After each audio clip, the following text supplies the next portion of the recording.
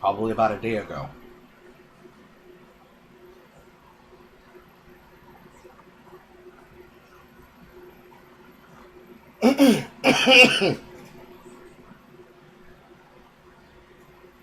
At 11:35 a.m.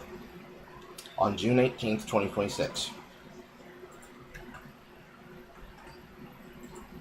This is the message link. Do you need me to read it to you? I can do that.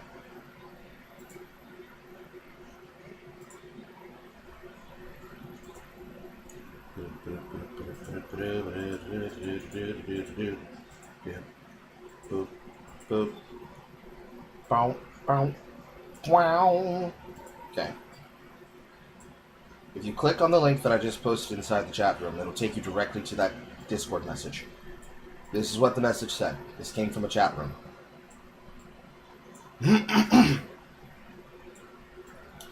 I thought Dev's Discord already pruned everyone with a head on their shoulders. There are still a few hanger-ons.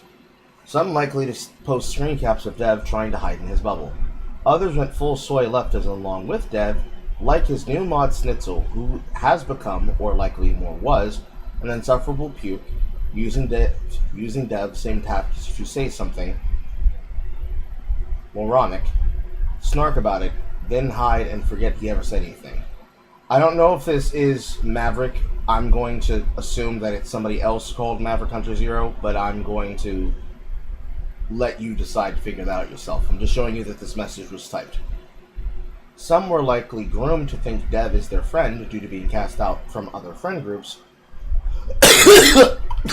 and Dev preys on that. Better to be with zero friends than with people like Dev. Reminder, he said he had banned PDFs from the Discord despite having not broken his personal rules, and Dev knew the reminders on Discord. I was more interested in showing you this because they specifically said your name in this sentence. That's the message.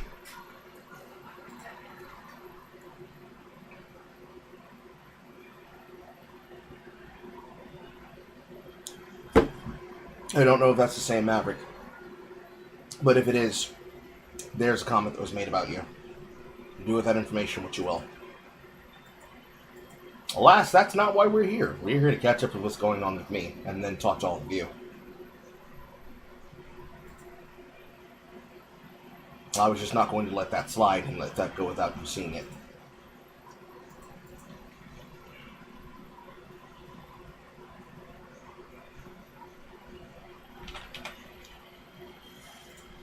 And so I roll the fingers and slay the spire until I get bored enough. He probably typed that because I DM'd him on Twitch a while ago about how he's been replaced. Also, my comment with slur got censored.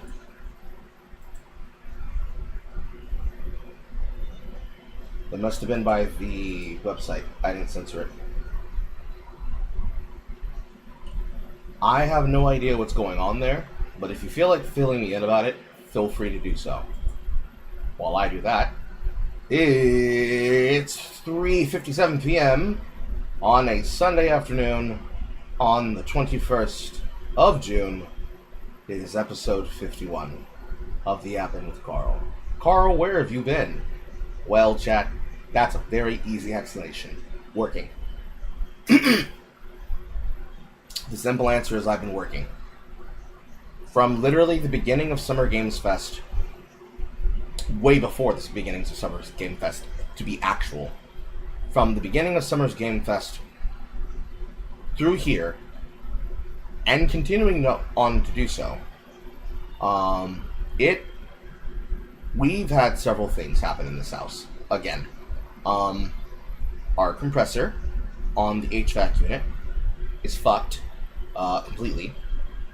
The warranty company tried to deny us the ability to have the claim finished. The repairman is going to repair it full stop without payment because they don't want to have what is currently still happening to be the case, which is Nimajure sweating to death.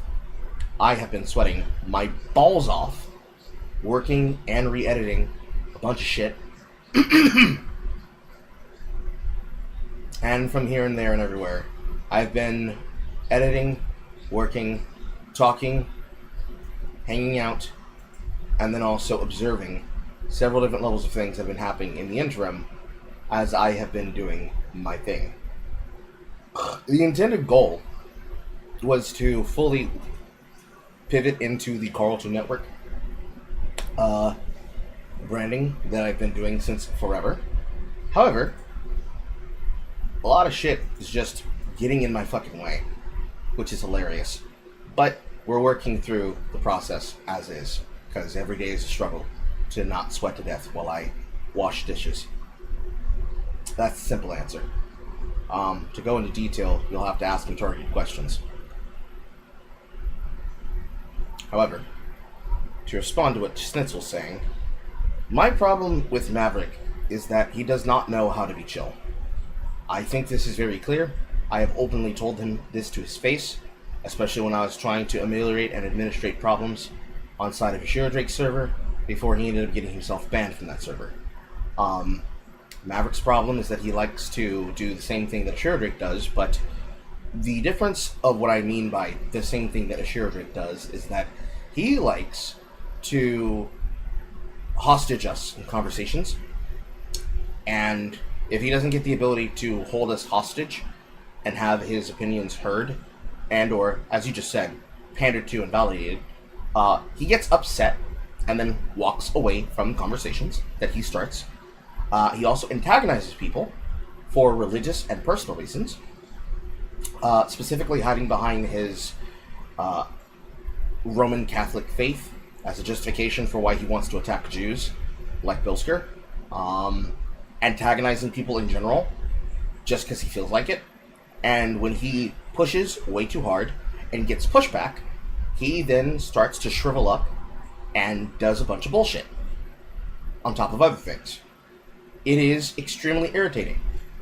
He is probably the only person who's produced enough anger in me to yell and shout, because literally I told him to stop when he was doing it in a Drake server because he is actively going at Bilsker just because he's Jewish. And I was sick of the shit, and I apparently put the fear of God in everybody in that room. And now that I'm on personal first name basis with almost all of these people, with the exception of maybe a Drake, because Funky was in the room, and I was in the room, and Bilsker was in the room, and Drake was in the room, and a couple of other Discordians were in the room. It was not a fun event or time, and it was annoying because the first time that it happened was when it was cataract surgeries for my mother, for her eyes. And literally that situation happened. I had my DMs still open to Maverick. Maverick starts bitching and moaning and complaining. And, well, actually, let me see. Can I even pull them up? I'm pretty sure I probably could. Maverick.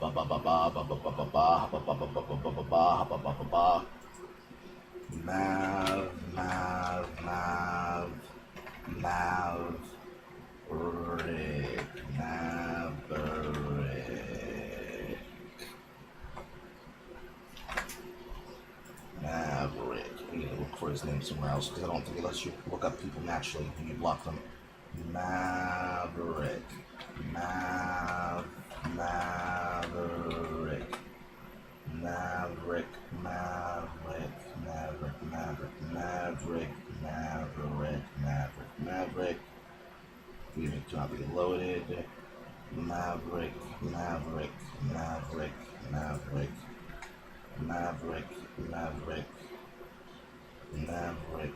Maverick. Maverick. Maverick. Maverick. 0. There we go.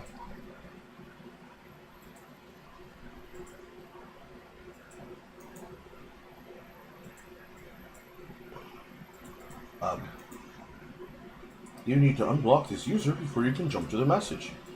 How can I do that if you won't let me if you won't just you click on the thing? Okay, click the thing.